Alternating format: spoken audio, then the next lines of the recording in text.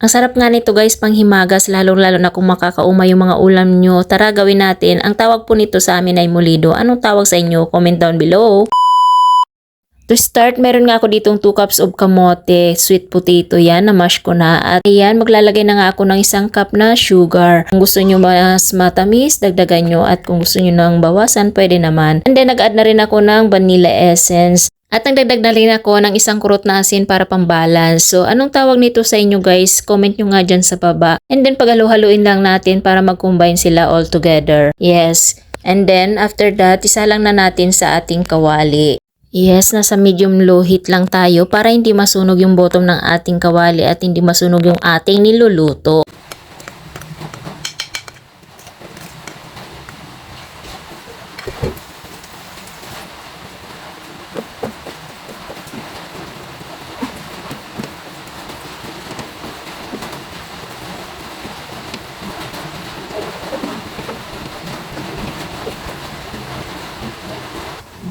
Medyo nakakangalay nga lang sa parting ito guys, pero okay lang, kereng-kere pa naman. Yung iba nga po naglalagay dito ng buko or yung kinayod na murang nyog, pero ako wala akong available na mga ganun, kaya di na ako naglagay. Isa nga rin to guys sa paraan para mapatagal yung buhay ng mga kamote natin. Ganito yung gawin nyo para mag long last yan ng ilang months. Kaya yung tawag nga po pala nito sa amin ay molido. Kaya ganyan yung natutunan ko. So ayan, okay na nga siya. At ilagay na nga natin dito sa ating molder. Bali, nag-grease ko na yan ng oil yung ating molder. Then i-flatten lang natin na tulad ng ginagawa ko.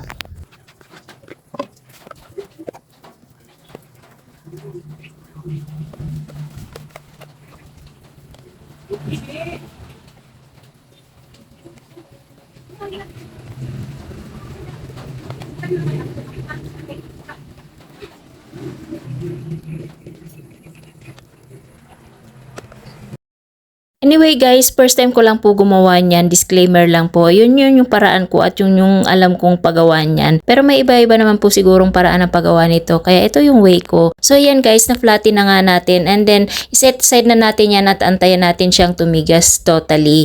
Babalikan natin yan guys pag tumigas na. See you! Guys, yung ginawa natin na molido, tanggalin na natin dito. Diba?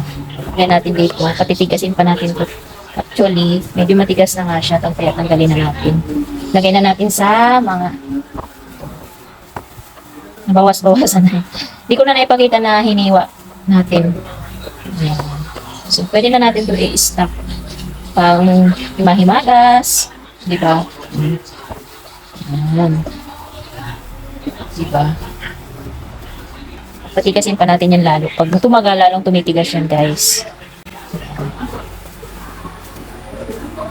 Diba? Galing lang. Ang dali lang. Kung may mga ista kayo dyan na kamote. Ayan. Diba guys? Pwede pang himagas. Pag nakakaumay yung ulam nyo, ayan. Goods na goods.